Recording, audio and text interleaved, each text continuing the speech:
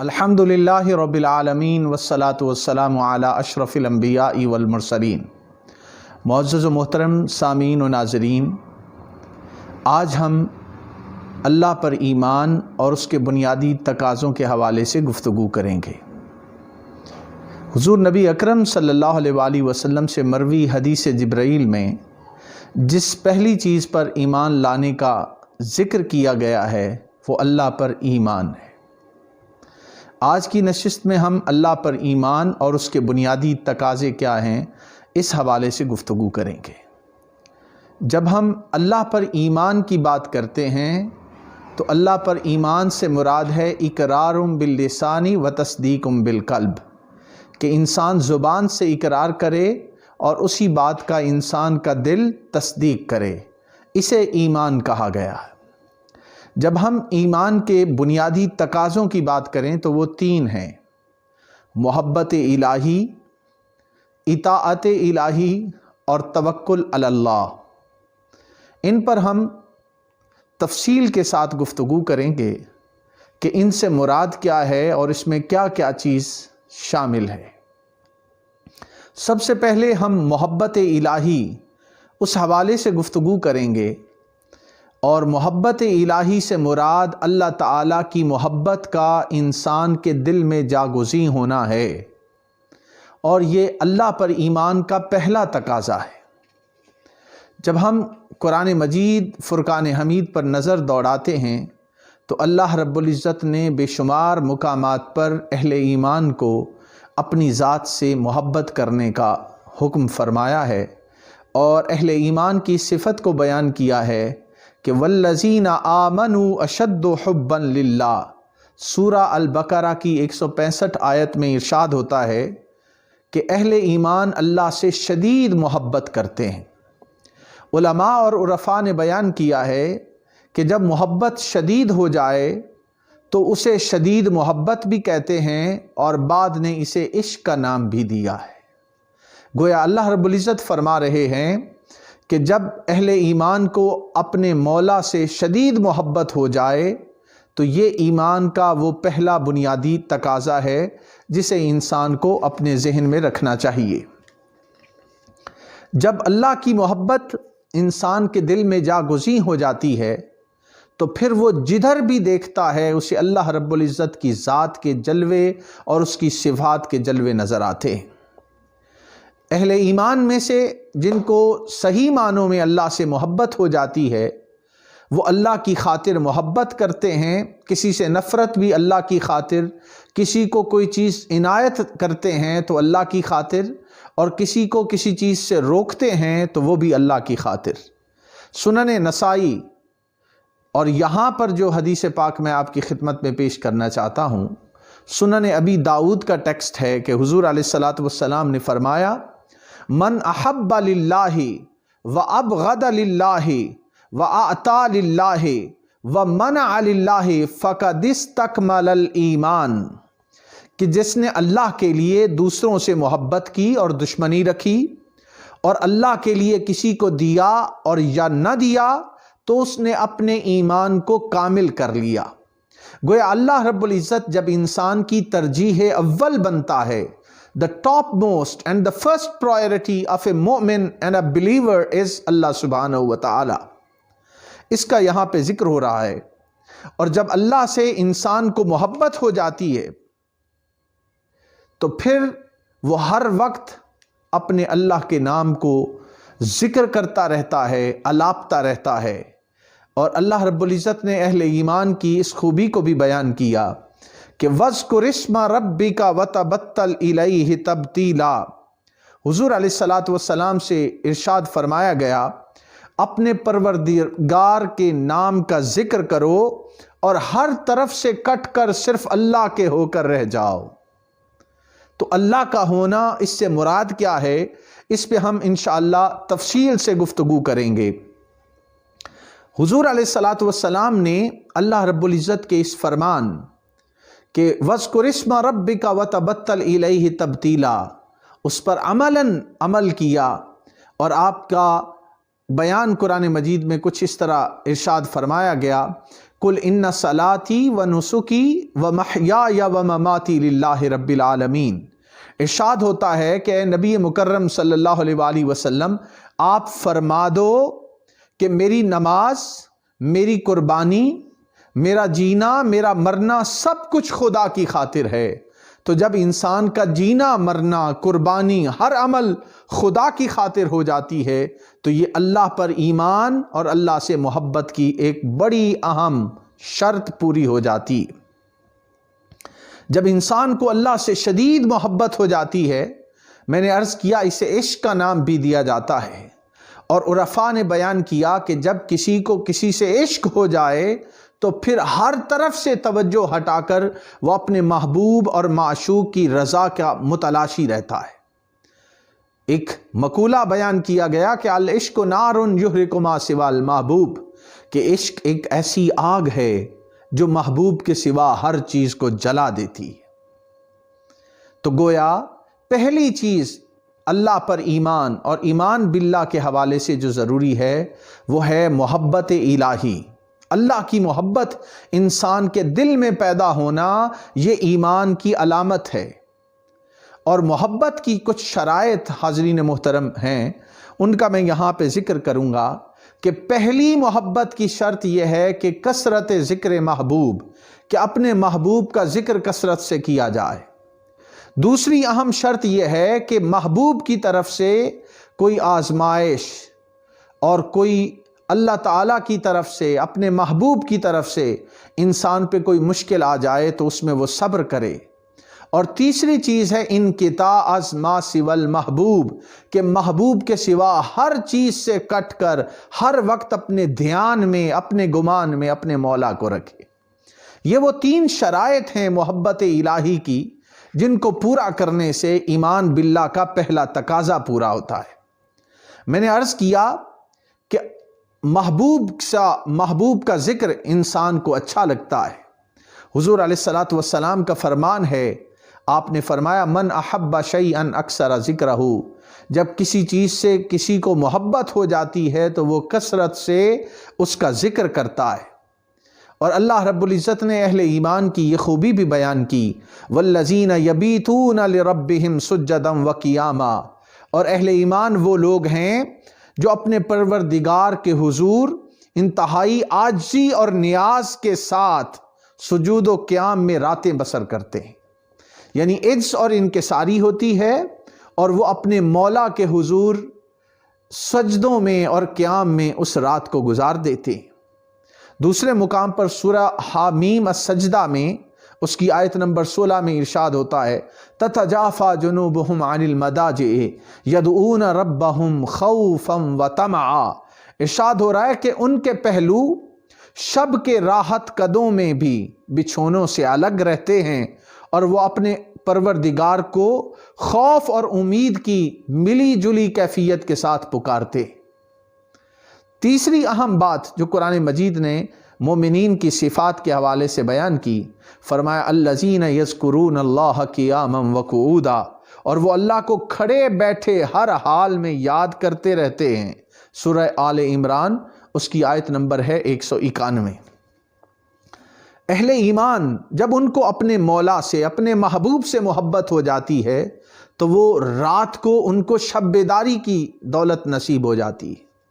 روایات میں آتا ہے حضرت فاطمۃ الزہرا رضی اللہ تعالی عنہا کے حوالے سے کہ وہ شب زندہ دار تھیں، اور جب سارے رات کو سو جاتے وہ اللہ کے حضور عبادت کے لیے کھڑی ہو جاتیں، وہ سجدہ کرتیں اللہ کی بارگاہ میں، قیام کرتیں، رکوع کرتیں، سجدے میں ساری رات گزار دیتیں، اور جب صبح فجر کی اذان ہوتی تو سر اٹھا کے کہتیں باری تعالیٰ تو نے راتوں کو اتنا چھوٹا بنایا ہے کہ فاطمہ کا ایک سجدہ بھی پورا نہیں ہوا۔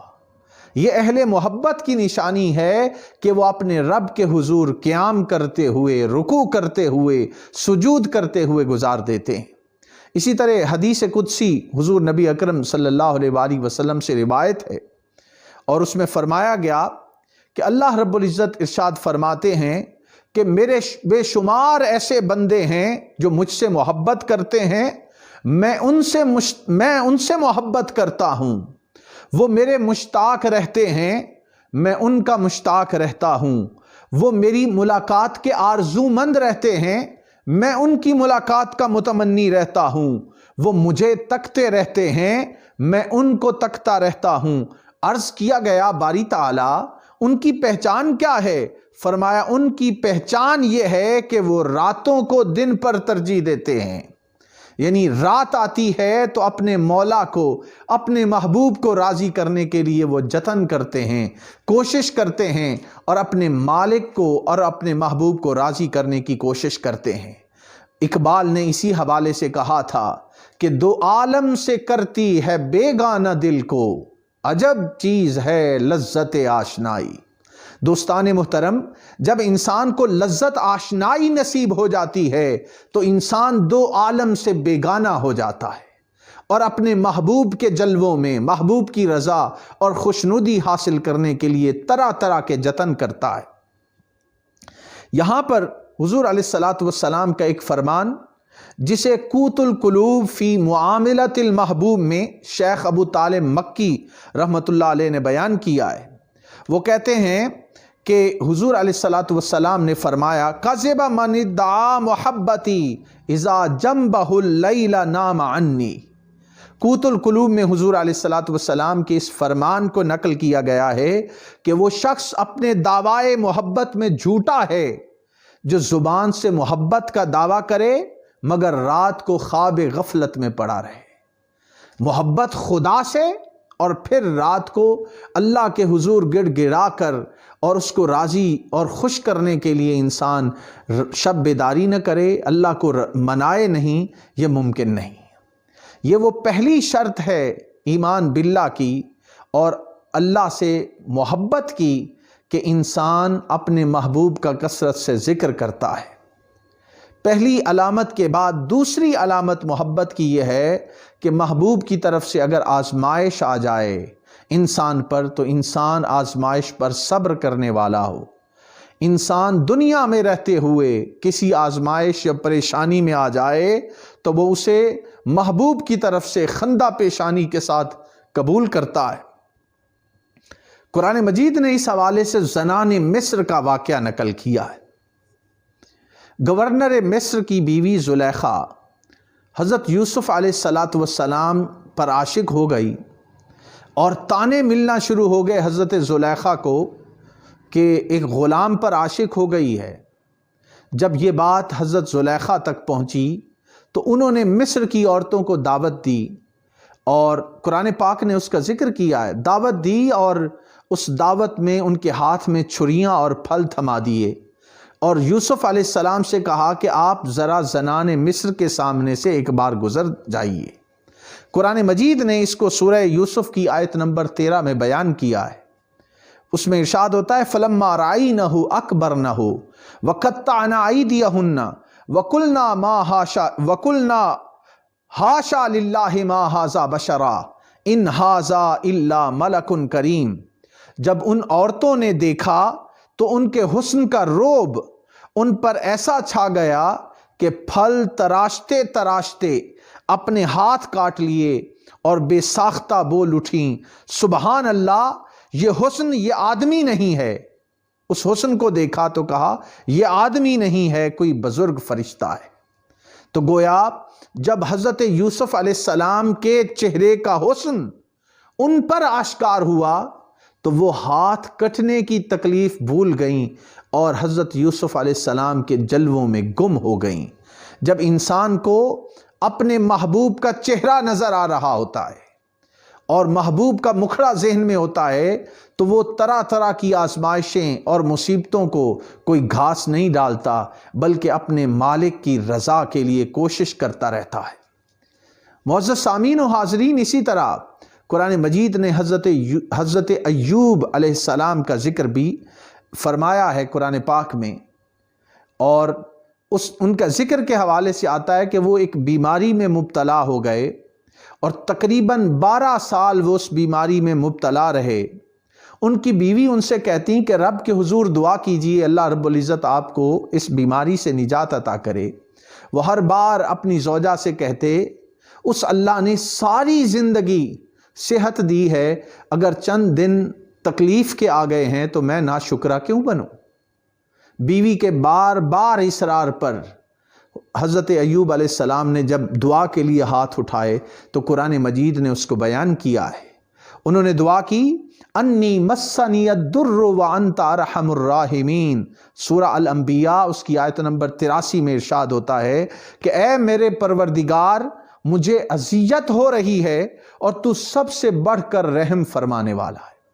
اب دیکھیے 12 سال تکلیف میں مبتلا رہے، اب اللہ سے دعا کر رہے ہیں تو صرف اتنا کہا رب انی مسنی الضر وانت ارحم الراحمین، اے میرے پروردگار تکلیف نے بس مجھے چھو لیا ہے اور تو بڑا رحم فرمانے والا ہے۔ تو اللہ کی طرف سے آزمائش، جو بیماری ایک آزمائش تھی، اس پر دعا مانگنے کا بھی سلیقہ سکھایا۔ ایک ہم لوگ ہیں کہ تھوڑی سی تکلیف آ جائے تو شکوے شکایت زبان پر آ جاتے ہیں اور پھر ہم اس کو بیان کرتے رہتے ہیں۔ یہاں پہ ایک اور اہم واقعہ حضرت موسیٰ علیہ السلام کا جو کتب سابقہ میں بیان ہوا ہے، اور خاص کر کے بائبل اور بائبل کا جو اولڈ ٹیسٹمنٹ ہے، اولڈ ٹیسٹمنٹ کی بک آف جینیسس کتاب پیدائش میں حضرت موسیٰ علیہ السلام کا ذکر ہے کہ جب اللہ تعالیٰ نے موسیٰ علیہ السلام سے کلام کیا اور موسیٰ علیہ السلام نے اپنے رب کی میٹھی میٹھی آواز سنی تو دل میں رب تعالیٰ کے دیدار کی خواہش پیدا ہوئی، تو عرض کیا رب ارنی انظر الیک۔ اللہ تعالیٰ نے فرمایا موسیٰ تم مجھے نہیں دیکھ سکتے۔ اصرار بڑھا تو فرمایا کہ میں طور پر، کوہ طور پر اپنی تجلی بھیجتا ہوں، اس پر تجلی کرتا ہوں، اگر وہ برداشت کر لی تو پھر میرا دیدار کر سکے گا۔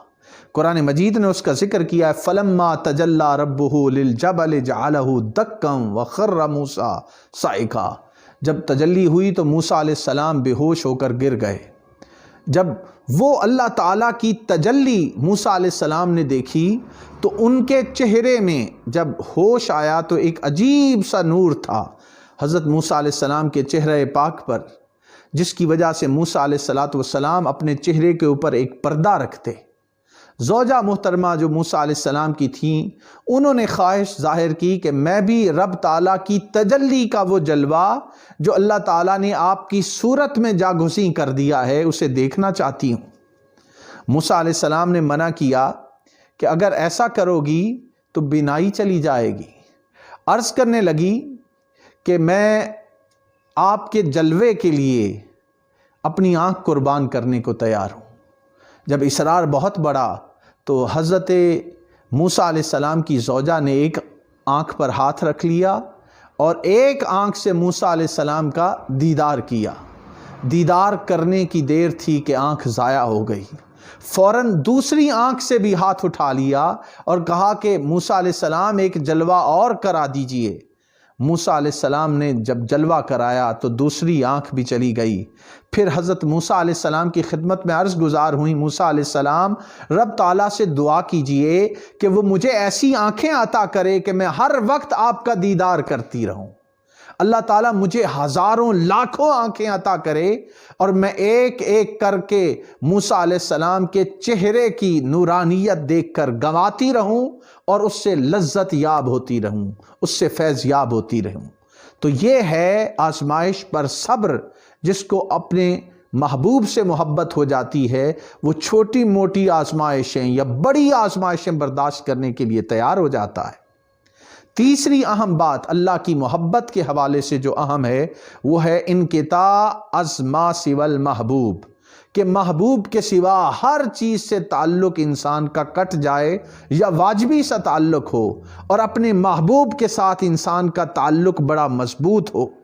شیخ ابو طالب مکی رحمۃ اللہ علیہ انہوں نے اپنی کتاب قوت القلوب میں بیان فرمایا ہے کہ یوسف علیہ السلام کے عقد میں جب حضرت زلیخا آ گئیں تو زلیخا زلیخا جب یوسف علیہ السلام کے عقد میں آ گئیں تو اب وہ یوسف علیہ السلام کی طرف توجہ نہ کرتیں، اللہ کی عبادت میں سارا وقت گزار دیتیں اور گوشہ تنہائی میں رہتیں۔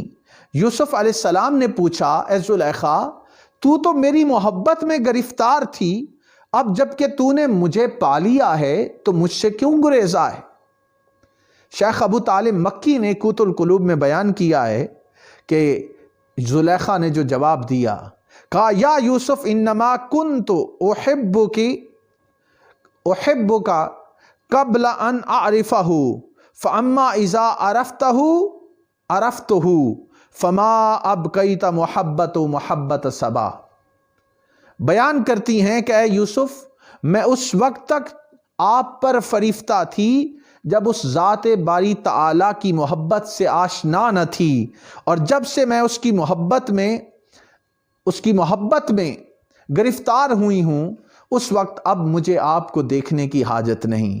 یوسف علیہ السلام نے ان کو بتایا کہ محبت یہ نہیں کہ محبوب کے احکام کو بھی نظر انداز کر دیا جائے۔ محبوب کے احکام کیا ہیں کہ اپنے شوہر کے حقوق بھی ادا کیے جائیں۔ تو حضرت زلیخا کو وہ بات سمجھ میں آئی۔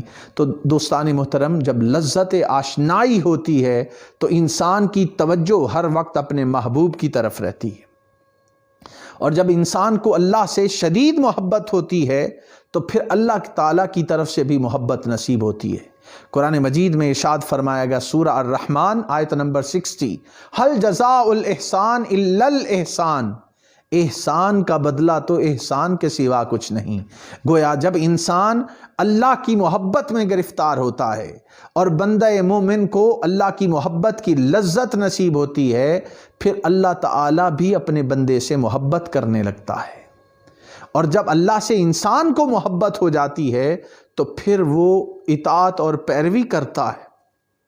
قرآن مجید کی سورہ آل عمران اس میں ارشاد ہوتا ہے آیت نمبر 31 میں، قُلْ إِن كُنتُمْ تُحِبُّونَ اللَّهَ فَاتَّبِعُونِي يُحْبِبْكُمُ اللَّهُ۔ اے رسول پاک صلی اللہ علیہ وسلم، آپ فرما دیجئے کہ اگر تم اللہ سے محبت کے دعوے دار ہو، فَاتَّبِعُونِی، تو میری اطاعت میں، میری اتباع میں آ جاؤ، یحببکم اللہ، میری اطاعت کرو گے تو اللہ تعالیٰ تم سے محبت کرنے لگ جائے گا۔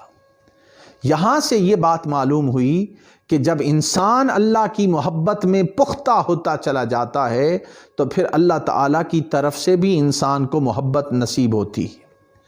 حاضرین محترم، ایک ہوتا ہے محب، ایک ہوتا ہے محبوب۔ محب اور محبوب میں فرق یہ ہے کہ محب اپنے محبوب کے دیدار کا طلبگار رہتا ہے، اور جو محبوب ہے اس کے دیدار کا محب متلاشی رہتا ہے۔ اس کو میں قرآن مجید سے بیان کرتا ہوں۔ موسیٰ علیہ السلام اللہ تعالیٰ سے محبت کرنے والے تھے، اس لیے فرمایا رب شرح لی صدری، اے مولا میرا سینہ کھول دے۔ حضرت موسیٰ علیہ السلام مقام محب پر فائز تھے تو عرض کرنے لگے باری تعالیٰ میرا سینہ کھول دے۔ دوسری طرف حضرت محمد مصطفیٰ صلی اللہ علیہ وسلم محبوب کے درجے پہ تھے کہ آپ کی نسبت خود اللہ تعالیٰ نے فرمایا الم نشرح لک صدرک، اے پیارے محمد مصطفیٰ صلی اللہ علیہ وسلم، ہم نے آپ کا سینہ نہیں کھول دیا؟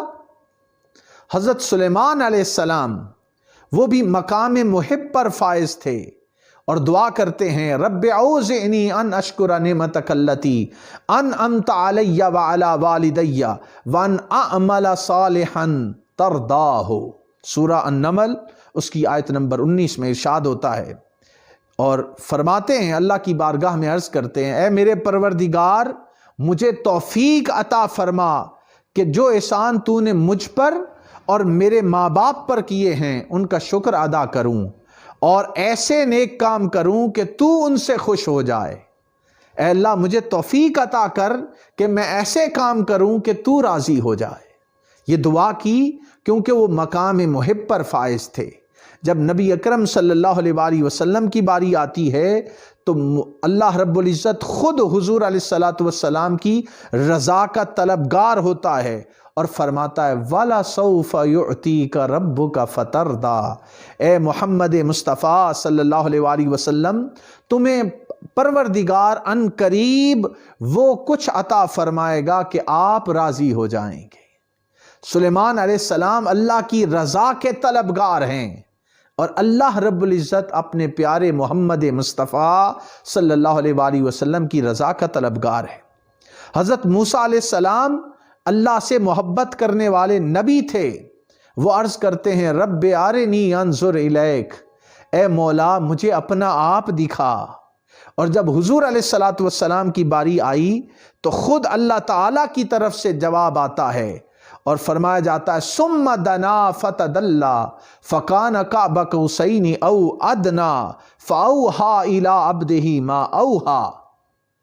ارشاد ہوتا ہے کہ پھر ذات حق خود قریب ہوئی، معراج کے واقعے کی طرف اشارہ ہے، اور یہ سورہ النجم کی آیت نمبر 8 اور 9 کہ پھر ذات حق خود قریب ہوئی، پھر مزید قرب چاہا تو درمیان میں 2 کمان کا فاصلہ رہ گیا، او ادنا یا اس سے بھی کم رہ گیا۔ تو آگے ارشاد ہوتا ہے سورہ النجم میں ہی آیت نمبر 17 میں ما زاغ البصر وما طغى، کہ جب معراج کی رات نبی اکرم صلی اللہ علیہ وآلہ وسلم کو خدا تعالیٰ کا دیدار نصیب ہوا تو ان کی آنکھ دیدار کے وقت نہ تو اور طرف مائل ہوئی اور نہ حد سے آگے بڑھی۔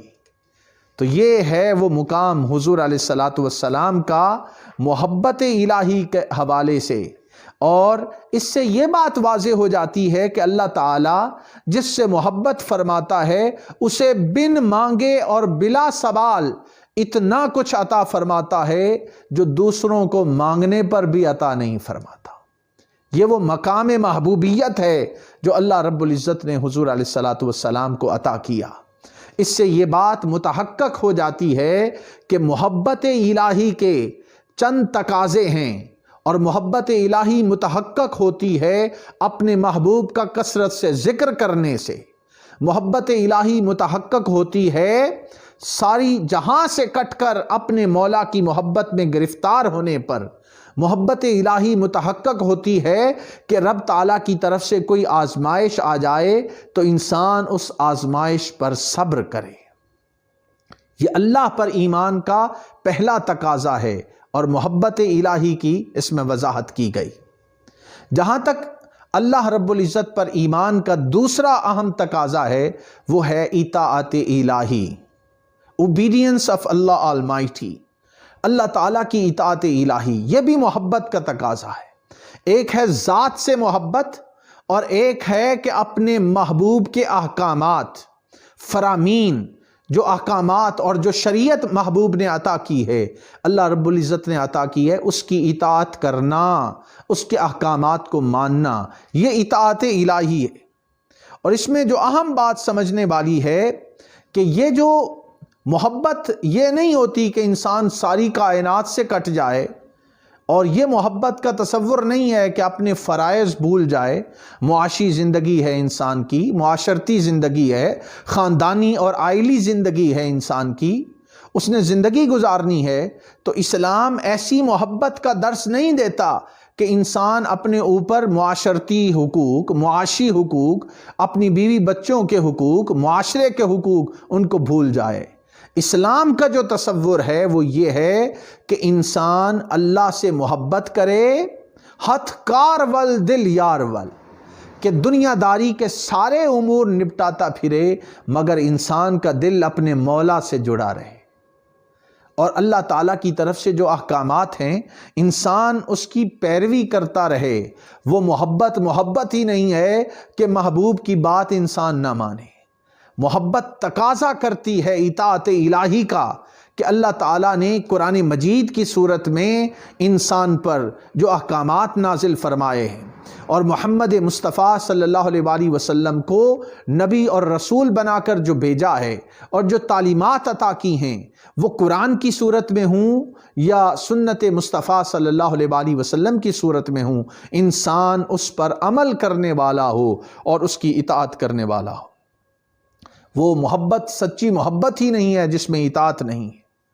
میں نے پہلے عرض کیا کہ اللہ رب العزت نے فرمایا قل ان کنتم تحبون اللہ فاتبعونی یحببکم اللہ، اے پیغمبر صلی اللہ علیہ وآلہ وسلم فرما دیجئے اگر تم اللہ سے محبت کرتے ہو تو میری اتباع کرو، پھر اللہ تعالیٰ تمہیں اپنا محبوب بنا لے۔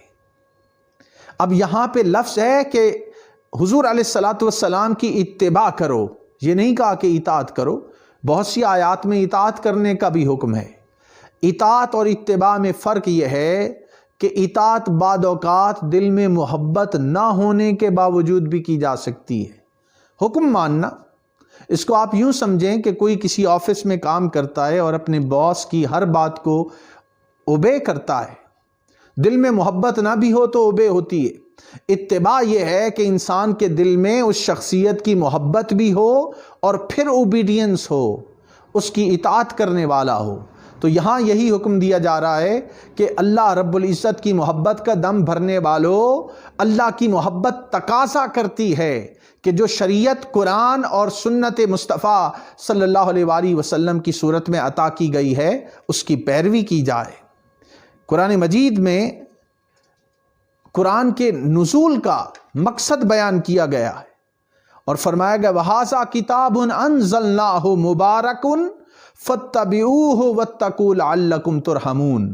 سورہ الانعام اس کی آیت نمبر 155 میں ارشاد ہوتا ہے اور یہ کتاب بھی ہم ہی نے اتاری ہے جو برکت والی ہے، تم اس کی پیروی کرو اور ڈرو تاکہ تم پر مہربانی کی جائے۔ تو قرآن مجید عطا ہی اس لیے ہوا ہے کہ اس کی پیروی کی جائے، اس میں جو احکامات دیے گئے ہیں اس کو اپنی زندگی میں نافذ کیا جائے۔ یہ قرآن صرف تلاوت کے لیے نہیں ہے، یہ قرآن صرف قسمیں اٹھانے کے لیے نہیں ہے، یہ قرآن صرف اپنی بیٹیوں کو جہیز میں دینے کے لیے نہیں ہے۔ قرآن مجید ایک پورا نظام حیات ہے جو اللہ سے محبت کرنے کے سبب انسان پر لازم ہوتا ہے کہ ان تعلیمات پر عمل کرے۔ اور دوسری اہم بات یہ ہے کہ صرف قرآن ہی نہیں، صاحب قرآن کی پیروی بھی کرے۔ بخاری شریف کی حدیث پاک میں آپ کی خدمت میں پیش کرتا ہوں، اس میں ارشاد ہوتا ہے من اطاع محمدا فقد اطاع اللہ ومن عصى محمدا فقد عصى اللہ ومحمد فرق بین الناس۔ ارشاد ہوتا ہے جس نے محمد صلی اللہ علیہ وآلہ وسلم کی اطاعت کی اس نے خدا کی اطاعت کی، جس نے محمد صلی اللہ علیہ وآلہ وسلم کی نافرمانی کی اس نے خدا کی نافرمانی کی، اور محمد صلی اللہ علیہ وآلہ وسلم کی ذات گرامی اچھے اور برے لوگوں کے درمیان امتیاز کا معیار ہے۔ امتیاز کا معیار تاجدار کائنات حضرت محمد مصطفیٰ صلی اللہ علیہ وآلہ وسلم کی ذات ہے، جو حضور علیہ السلام کی ذات سے محبت کرتا ہے، آپ کے فرامین پر عمل کرتا ہے، اسی سے اللہ کی محبت کی جانچ ہو سکتی ہے، اسی سے یہ بات متحقق ہو سکتی ہے کہ انسان اللہ سے محبت کرنے والا کیا ہے۔ حضور علیہ السلام وہ معیار ہیں جس پہ اللہ کی محبت کی پرکھ کی جائے گی۔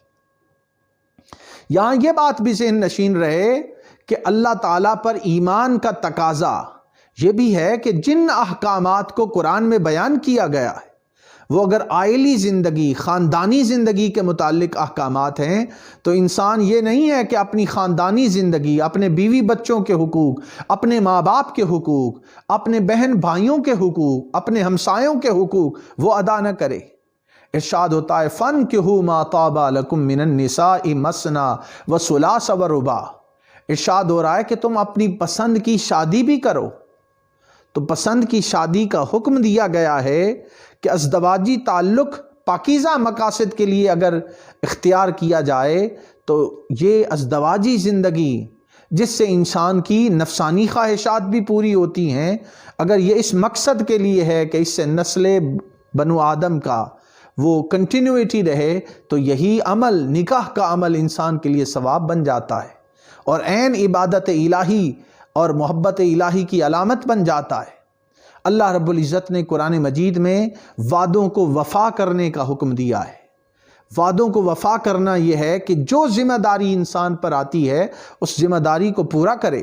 قرآن مجید کی سورہ المائدہ اس میں ارشاد ہوتا ہے یا ایھا الذین آمنوا اوفوا بالعقود، اے ایمان والو اپنے وعدے اور اقرار پورے کیا کرو۔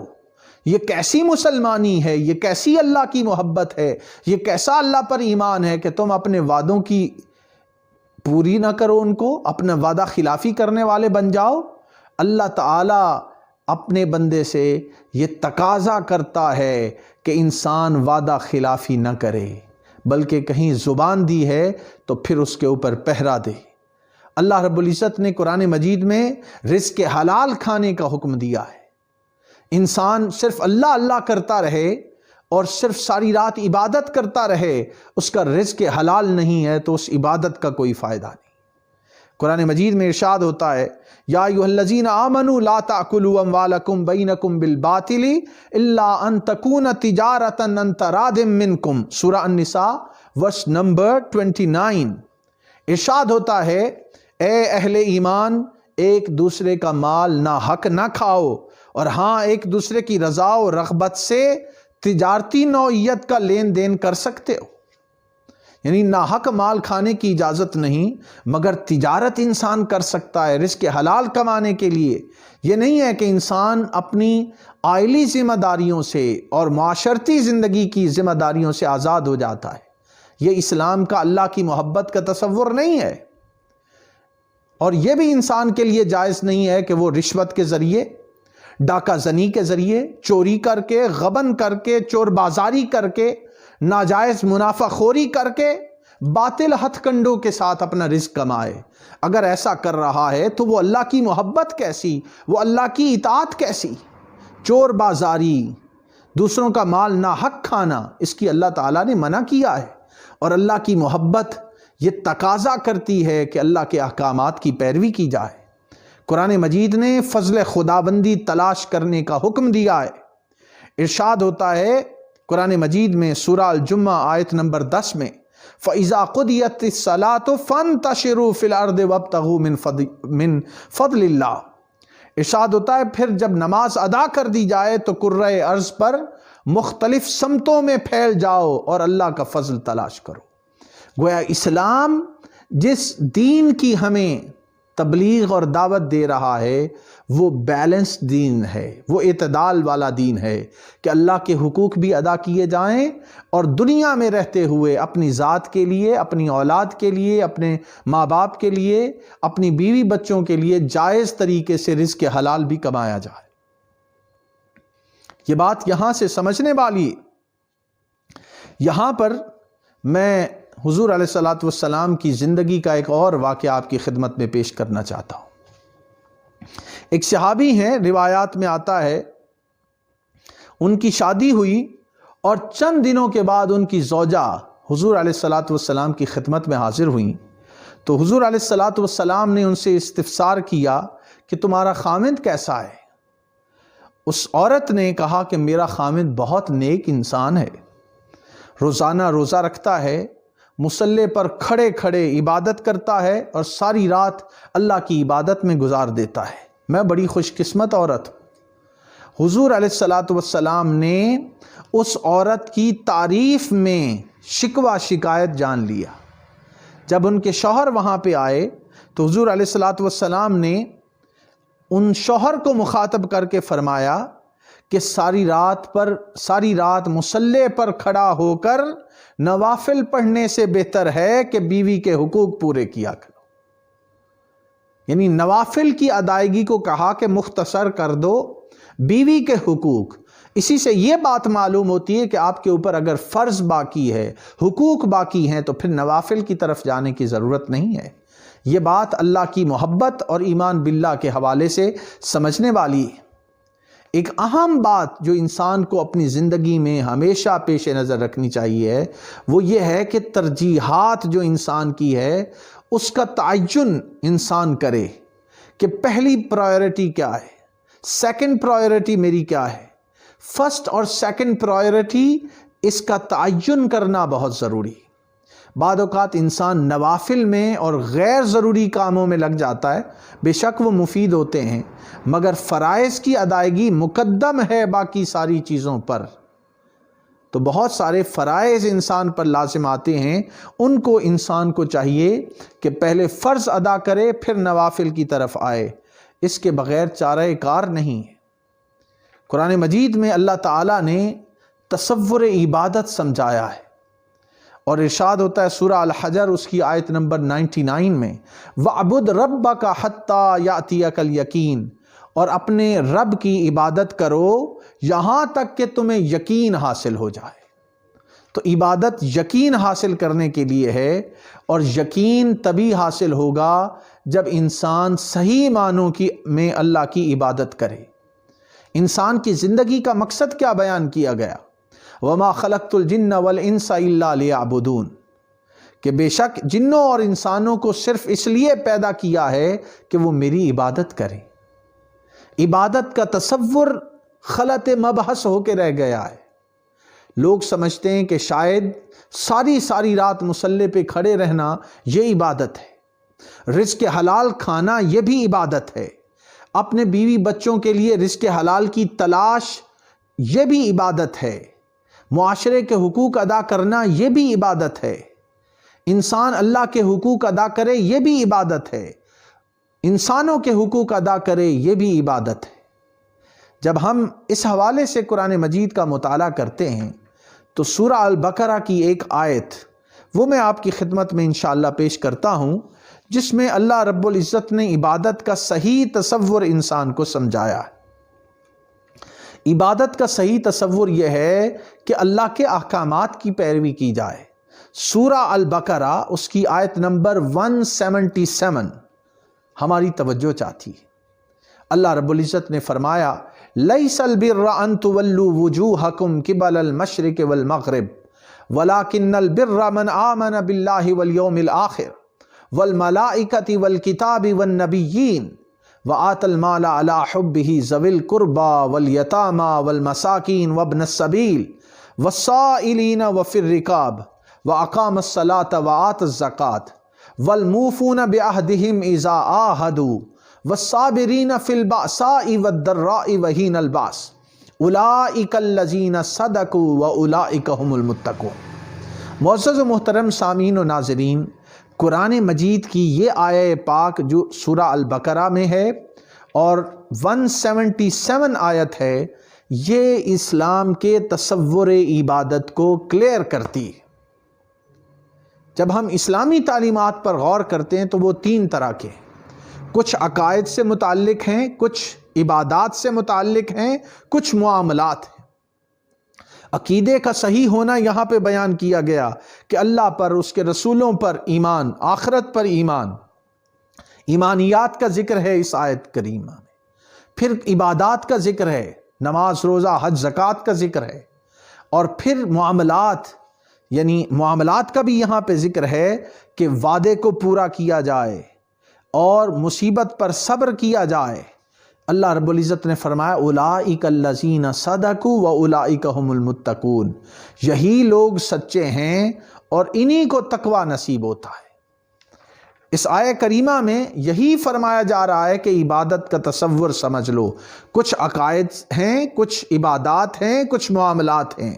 عقیدے کا ٹھیک ہونا بھی ضروری ہے، عبادات کا ٹھیک ہونا بھی ضروری ہے، معاملات کا ٹھیک ہونا بھی ضروری ہے۔ بدقسمتی یہ ہے کہ ہم میں سے بعض لوگوں نے صرف عقیدے کو صحیح رکھ کے سمجھا کہ حق ادا ہو گیا، بعد عبادات پر اتنا ایمفیسائز کرتے ہیں کہ معاملات ان کے خراب ہو جاتے ہیں۔ بعد کہتے ہیں کہ دین ہے ہی سارا معاملات، وہ عبادات کے معاملے میں کمزور ہوتے ہیں۔ اگر ہم صحیح معنوں میں مسلمان بننا چاہتے ہیں تو عقیدے کا ٹھیک ہونا، عبادات کا انجام دینا اور اپنے معاملات کو سنوارنا، یہ ساری چیزیں اللہ کی محبت اور اللہ کی اطاعت سے متعلق ہیں۔ جب تک اللہ کی اطاعت ان سارے امور میں نہیں کی جائے گی، اس وقت تک ایمان باللہ کے تقاضے پورے نہیں ہوتے۔ یہ آیہ کریمہ انتہائی اہم ہے، اس کو سمجھنے کی ضرورت ہے۔ اور دوستان محترم، جب صحیح معنوں میں بندہ مومن اللہ کی اطاعت کرنے لگ جاتا ہے تو پھر اللہ تعالیٰ انسان کے لیے ہر چیز مسخر کر دیتا ہے۔ قرآن مجید کی سورہ الجاسیہ اس کی آیت نمبر 13 میں ارشاد ہوتا ہے وَسَخَّرَ لَكُم مَّا فِي السَّمَاوَاتِ وَمَا فِي الْأَرْضِ جَمِيعًا مِّنْهُ، اور جو کچھ آسمانوں میں ہے اور جو کچھ زمین میں ہے سب کو اس نے اپنے حکم سے تمہارے تابع کر دیا۔ زمین و آسمان کی ہر چیز انسان کے تابع کب ہوتی ہے؟ جب انسان اپنے آپ کو اللہ کی شریعت کے تابع کر دیتا ہے۔ اللہ کی شریعت کیا ہے؟ کہ قرآن و سنت پر عمل کیا جائے۔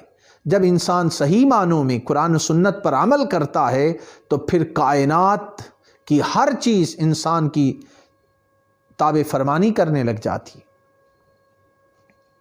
یہاں پہ میں شیخ عبد القادر جیلانی رحمۃ اللہ علیہ کا ایک واقعہ جو انہوں نے فتوح الغیب میں بیان کیا ہے اور ان کا ایک فرمان ہے وہ آپ کی خدمت میں پیش کرتا ہوں۔ انہوں نے بیان کیا کہ یا ابن آدم، اللہ رب العزت کا ارشاد ہے، انہوں نے بیان کیا اپنے فتوح الغیب میں کہ یا ابن آدم انا اللہ الذی لا الہ الا انا اقول لشیء کن فیکون اتعنی اجعلک تقول لشیء کن فیکون وقد فعل بکثیر من انبیائہ واولیائہ وخواصہ من بنی آدم۔ فتوح الغیب کا جو 16th مقالہ ہے اس کے اندر شیخ عبد القادر جیلانی نے یہ بحث کی ہے اور کہتے ہیں اے آدم کے بیٹے، اللہ رب العزت نے فرمایا اے آدم کے بیٹے، میں ہی وہ اللہ ہوں کہ میرے سوا کوئی سچا معبود نہیں۔ میں ایک چیز سے کہتا ہوں ہو جا، وہ ہو جاتی ہے، میری اطاعت کر، تجھے بھی ایسا کروں گا کہ تو کسی سے کہے ہو جا، وہ ہو جائے گی۔ اور بہت سے انبیاء، اولیاء اور خواص ایسا کر چکے ہیں۔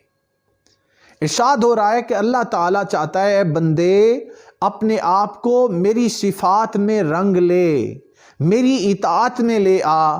جب تو میری اطاعت میں آئے گا تو کائنات ارض و سما کی ہر چیز تیری اطاعت میں رکھ دی جائے گی، تیرے لیے مسخر کر دی جائے گی۔ تو ہر چیز انسان کی اطاعت میں کب آئے گی؟ جب صحیح معنوں میں بندہ اپنے مولا کی اطاعت کرنے والا بن جائے۔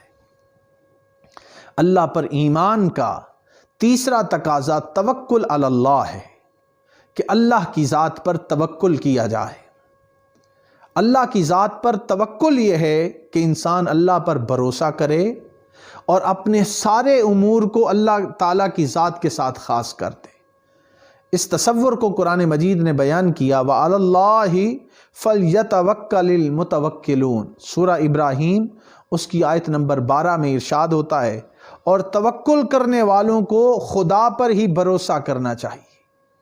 اب توکل علی اللہ، اللہ پر توکل کا مفہوم کیا ہے، اس چیز کی وضاحت کریں گے ہم یہاں پہ۔ ایک اور مقام پر سورہ یونس اس کی آیت نمبر 84 میں ارشاد ہوتا ہے وَقَالَ مُوسَىٰ يَا قَوْمِ إِن كُنتُمْ آمَنْتُمْ بِاللَّهِ فَعَلَيْهِ تَوَكَّلُوا إِن كُنتُمْ مُسْلِمِينَ۔ موسیٰ علیہ السلام نے کہا اے میری قوم، اگر تم خدا پر ایمان لائے ہو اور دل سے فرما بردار ہو تو اسی پر بھروسہ رکھو۔ اللہ پر ایمان تقاضا کرتا ہے کہ خدا پر بھروسہ کیا جائے، اللہ پر توکل کیا جائے۔ توکل کی حقیقت کیا ہے؟ توکل کی حقیقت یہ ہے کہ انسان اسباب کو اختیار کرے مگر اسباب پر اعتماد نہ کرے، اعتماد اپنے رب تعالیٰ کی ذات پر کرے۔ یہ توکل ہے۔ یہ نہیں ہے کہ انسان اسباب کو اختیار ہی نہ کرے اور کہے میں اللہ پر توکل کر رہا ہوں، یہ توکل کا مفہوم نہیں ہے۔ قرآن مجید میں ارشاد ہوتا ہے رب المشرق والمغرب لا الہ الا ہوا فاتخذہ وکیلا۔ وہی مشرق اور مغرب کا رب ہے اور اس کے سوا کوئی معبود نہیں، اسی کو اپنا کارساز بناؤ۔ یہاں پہ جو بات سمجھائی جا رہی ہے وہ یہ ہے کہ انسان وہ سارے اپنے معاملات اللہ کے حضور سپرد کرے اور اپنی طرف سے اسباب کو اختیار کرے۔ کہیں پہ کوئی کمی رہ گئی تو اللہ تعالیٰ پوری کرے گا۔ توکل کا یہ مطلب نہیں ہے کہ انسان اپنی طرف سے تگ و دو کو ہی ترک کر دے۔ تگ و دو ترک کرنا انسان کے لیے اچھا نہیں ہے۔ توکل کا مفہوم یہ ہے کہ انسان اپنی طرف سے پوری کوشش کرے۔ کسی نے کہا کہ توکل کا یہ مطلب ہے کہ خنجر تیز رکھ اپنا، پھر اس خنجر کی تیزی کو مقدر کے حوالے کر، کہ اپنی طرف سے انسان کے بس میں جتنی کوشش ہے وہ کرتا رہے اور پھر کہے کہ باری تعالیٰ میں کچھ نہیں کر سکا، نتائج عطا کرنے والی تیری ذات ہے، میری طرف سے جو کچھ ہو سکتا تھا میں نے کیا ہے، اے اللہ تو ہی میرا وکیل ہے اور تو ہی میرا کارساز ہے، میں اپنے سارے امور تیرے سپرد کرتا ہوں۔ قرآن مجید کی سورہ الطلاق اس کی آیت نمبر 3 میں ارشاد ہوتا ہے وَمَن يَتَوَكَّلْ عَلَى اللَّهِ فَهُوَ حَسْبُهُ، اور جو کوئی اللہ کی ذات پر بھروسہ کرے گا تو اللہ کی ذات اس کو کافی ہو رہے گی۔ اللہ کی ذات پر بھروسہ انسان کے لیے یہ ہے کہ انسان کے بس میں جو کچھ ہے وہ کرتا رہے، پھر اللہ تعالیٰ کی ذات پر بھروسہ کرے۔ یہ توکل کا مفہوم ہے۔ توکل کے حوالے سے 2 طرح کے نظریات پائے جاتے ہیں۔ اس میں سے ایک گروہ تو یہ ہے کہ جو مادہ پرست قسم کے لوگ ہیں، سیکولر قسم کے لوگ ہیں، وہ کہتے ہیں کہ جو کچھ ہے وہ اسباب کے اندر ہی پوشیدہ ہے، اسباب اور اسباب سے مسببات پیدا ہوتے ہیں۔ وہ اسباب کو حقیقت جانتے ہیں اور کہتے ہیں کہ باقی ساری چیزیں کوئی اس کی حیثیت نہیں۔ یہ ویسٹرن کلچر اور مغربی تہذیب سے یہ تصور آیا کہ اسباب امپورٹنٹ ہیں، باقی کارساز اللہ کا ہونا اس کی کوئی ویلیو نہیں۔ اس کی بجائے ایک اور دوسرا جو گروہ ہے ان کا تصور ذرا اس سے مختلف ہے۔ وہ بذام خود مذہبی نام لیواؤں کا ہے، جنہوں نے توکل کا مفہوم ترک اسباب کو قرار دیا ہے۔ تو ترک اسباب اصل میں اللہ پر توکل کا مفہوم، یہ دونوں ایکسٹریمز ہیں۔ ایک طرف کہ اسباب ہی سب کچھ ہیں اور دوسری طرف کہ سب کچھ اللہ کے ہاتھ میں ہے، انسان کو اسباب کو اختیار ہی نہیں کرنا چاہیے۔ یہ دونوں ایکسٹریمز ہیں۔ اسلام کے توکل کا تصور یہ ہے کہ انسان جد و جہد کرے، اپنی پوری کوشش کرے کسی چیز کو اچیو کرنے کے لیے، اور پھر نتیجے کو اللہ کی ذات پہ چھوڑے، ان اسباب پر بھروسہ نہ کرے، مسبب الاسباب اللہ تعالیٰ پر بھروسہ کرے۔ وَلَيْسَ لِلْإِنسَانِ إِلَّا مَا سَعَىٰ، اللہ رب العزت نے سورہ النجم کی آیت نمبر 39 میں ارشاد فرمایا، اور یہ کہ انسان کو وہی ملتا ہے جس کی وہ کوشش کرتا ہے۔ تو انسان پر کوشش لازم ہے، کوشش کرے اور پھر کہے باری تعالیٰ میرے جو بس میں تھا میں نے کیا، اب نتائج عطا کرنے والی تیری ذات ہے۔ حضور علیہ السلام کی بارگاہ میں ایک شخص حاضر ہوتا ہے اور باہر مسجد نبوی کے باہر وہ اپنی اونٹنی کو ایسے ہی چھوڑ دیتا ہے اور حضور علیہ السلام کی قدم بوسی کے لیے حاضر ہوتا ہے۔ حضور علیہ السلام نے پوچھا اپنی اونٹنی کو کہاں چھوڑ آئے ہو؟ تو اس نے کہا کہ میں اللہ کے توکل پر باہر کھلا چھوڑ آیا ہوں۔ نبی پاک علیہ السلام نے صحابی کی تربیت فرمایا اکلھا و توکل، پہلے اس کے گھٹنوں پر رسی ڈال پھر اللہ تعالیٰ پر بھروسہ کر، پہلے اس کے گھٹنے کو باندھ کے آ۔ مطلب یہ ہے کہ جو انسان کے بس میں اسباب اختیار کرنا ہے وہ کرے، پھر اللہ کی ذات پر توکل کرے۔ یہ ہے وہ توکل کا مفہوم جس کو انسان کو ہر وقت اپنی ذات پہ لاگو رکھنا چاہیے، نتائج کو اللہ کی ذات پر چھوڑنا چاہیے۔ یہاں پر علامہ محمد اقبال رحمۃ اللہ علیہ نے ایک بڑی خوبصورت بات کی ہے۔ وہ کہتے ہیں تیرے دریا میں طوفان کیوں نہیں ہے، خودی تیری مسلمان کیوں نہیں ہے، ابس ہے شکوے تقدیر یزداں تو خود تقدیر یزداں کیوں نہیں ہے۔ تو انسان کو جد و جہد